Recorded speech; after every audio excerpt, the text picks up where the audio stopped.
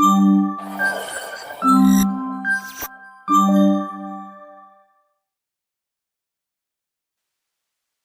everyone and welcome back to this channel.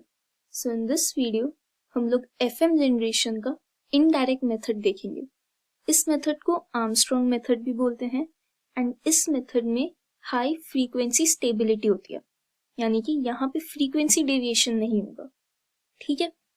And यहाँ पर हम लोग फेज मॉड्यूलेशन टेक्निक यूज करते हैं एंड इसीलिए इसको इनडायरेक्ट मेथड बोला जाता है. हम लोग वैसे यहाँ पे कर क्या रहे हैं, एफएम सिग्नल जनरेट कर रहे हैं, ठीक है ना. लेकिन हम लोग यहाँ पर फेज मॉड्यूलेटर को यूज करते हैं. Instead of using frequency modulator हम लोग यहाँ पर फेज मॉड्यूलेटर यूज कर रहे हैं. सो उसको यूज करके हम लोग एफएम सिग्नल को जनरेट कर रहे हैं, इसलिए इसको इनडायरेक्ट मेथड भी बोला जाता है. ठीक है.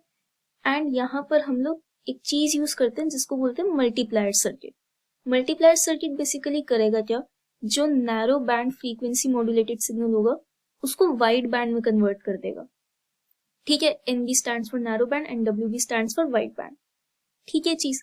अब यहाँ पर एक चीज ध्यान रखना कि जो नैरो बैंड होता है उसमें जो मॉड्यूलेशन इंडेक्स होगा वो हमेशा लेस देन 1 होगा एंड जो वाइड बैंड होता है उसमें जो मॉड्यूलेशन इंडेक्स होता है वो हमेशा ग्रेटर देन 1 होता है. हम लोग जब जनरल बात करते हैं सिग्नल की तो हम लोग यूजुअली वाइड बैंड की बात करते हैं. ओके. अब यहीं पर इसी चीज का पूरा ये सर्किट डायग्राम है. यहाँ पे हमारे पास मैसेज सिग्नल है जिसको हम चाहे तो XT से रिप्रेजेंट कर लें या फिर MT से, कोई भी यूज कर लो, कोई फर्क नहीं पड़ेगा उस चीज से. ठीक है. अब ये इनपुट जाएगा इंटीग्रेटेड सर्किट में. इंटीग्रेटेड सर्किट क्या करेगा, इसकी इंटीग्रेटेड फॉर्म हमें आउटपुट पे देगा. ठीक है. यानी कि जो YT होगा वो कुछ नहीं, बस मैसेज सिग्नल का इंटीग्रेटेड फॉर्म होगा. ठीक है. यानी कि YT will be integration of message signal. यहाँ पे मैसेज सिग्नल हमने XT लिया है इसलिए इधर XT लिखा है. अगर यहाँ पे मैसेज सिग्नल को हम MT ले लेते तो यहाँ पर MT लिखा जाता, बात एक ही रहेगी. ठीक है. Basically integration of message signal with respect to DT. ठीक है चीज. अब ये इनपुट जाएगा फेज मॉड्यूलेटर में. ठीक है. अब फेज मॉड्यूलेटर का काम क्या होता है यार, उसमें अगर हमारे पास दो इनपुट्स जा रहे हैं, एक हमारे पास मैसेज सिग्नल जा रहे हैं, एक हमारे पास कैरियर सिग्नल जा रहे हैं.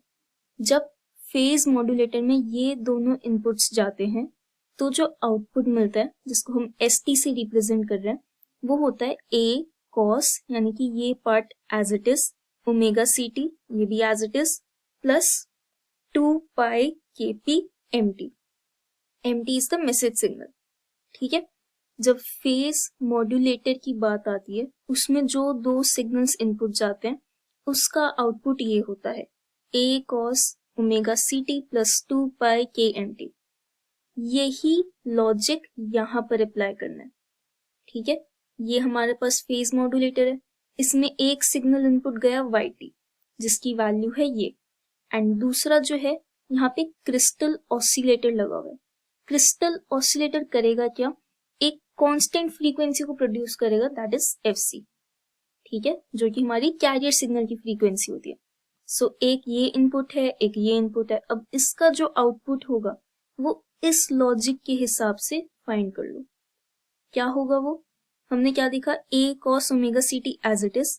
सो यहाँ पर जो हमें आउटपुट मिलेगा उसमें भी A cos omega CT as it is plus 2 pi K plus 2 pi K then MT जो भी मैसेज सिग्नल है, और यहाँ पे वो क्या है YT. ठीक है. और YT की वैल्यू क्या है ये. सो ये वाली वैल्यू यहाँ पे मल्टीप्लाई हो जाएगी with 2 pi K. Okay. So the final expression will be ST is equal to A cos omega CT plus 2 pi K integration XT DT. Okay. अब ये जो एक्सप्रेशन हमें मिल गया, ये हमने जो पिछली वीडियोस में देखा है FM सिग्नल का जो एक्सप्रेशन होता है ये एग्जैक्टली उसी की तरह है.